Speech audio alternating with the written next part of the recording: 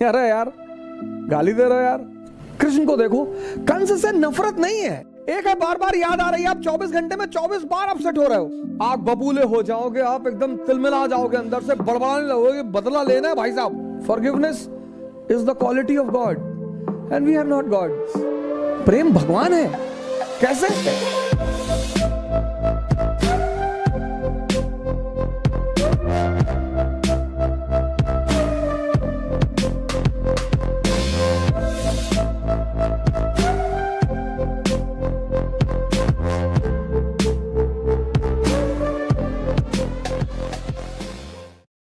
नफरत और love, hatred और लव का कॉन्सेप्ट, जिसको तुम प्यार करोगे, जिसको तुम हेट करोगे और जिसको तुम लव करोगे, वो तुम्हारे अचेतन जो तुम्हारा सबकॉन्शियस मन है उसमें वो बैठ जाएगा।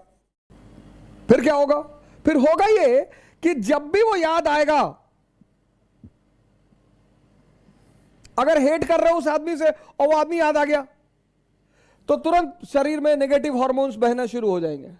आप गुस्सा हो जाओगे, आप बबूले हो जाओगे, आप एकदम तिलमिला जाओगे, अंदर से बड़बड़ाने लगोगे, बदला लेना है भाई साहब।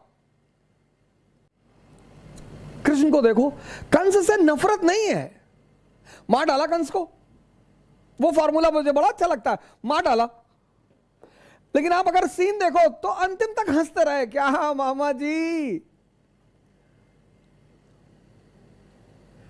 इसीलिए हम उन्हें भगवान कहते हैं। अप्रोच ही अलग है लाइफ का, कॉन्सेप्ट ही अलग है जिंदगी का। मारते मारते भी हंस रहे हैं। शिशुपाल गाली दे रहा, गुस्से में है। युधिष्ठिर क्रोध में आ गए हैं, रोकते हैं वो युधिष्ठिर को, अर्जुन को। कह रहे मुस्कुराते हैं शिशुपाल को देख के। अरे यार गाली दे रहे हो यार। फिर जब वो 90 क्रॉस कर जाता है तो टोकते भी हैं कि भाई तेरी मां को वादा किया है हमने कि 100 क्रॉस हो जाएगा तो लगा देंगे। और देता है, कहता है ये सब बातें किसी और को धमकी देना, मैं जानता हूं तेरी औकात।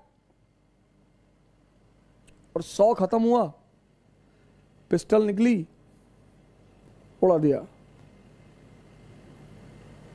जीसस क्राइस्ट कहते हैं लव इज गॉड। क्या स्टेटमेंट है! जीसस क्राइस्ट कहते हैं लव इज गॉड। मैं बहुत दिन तक यह बात समझ नहीं पाया।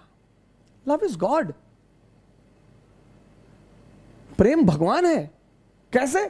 तो जिसको आप प्रेम करते हो, जब आप उसको याद करते हो तो पॉजिटिव हार्मोन्स बहना शुरू हो जाता है।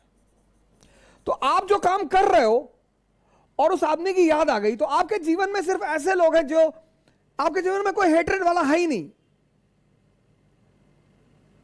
एक है कि आपने दुश्मन को देखा, आप अपसेट हो गए, तो once in a blue moon आप अपसेट हो गए। एक है बार बार याद आ रही है, आप 24 घंटे में 24 बार अपसेट हो रहे हो, तो वो 24 घंटे में जो 24 बार अपसेट हो रहे हो वो आपका नुकसान कर रहा है सर। इसीलिए कहते हैं कि अगर किसी कौम को खराब करना हो, किसी जाति को खत्म करना हो, बर्बाद करना हो, उसको नफरत सिखा दो।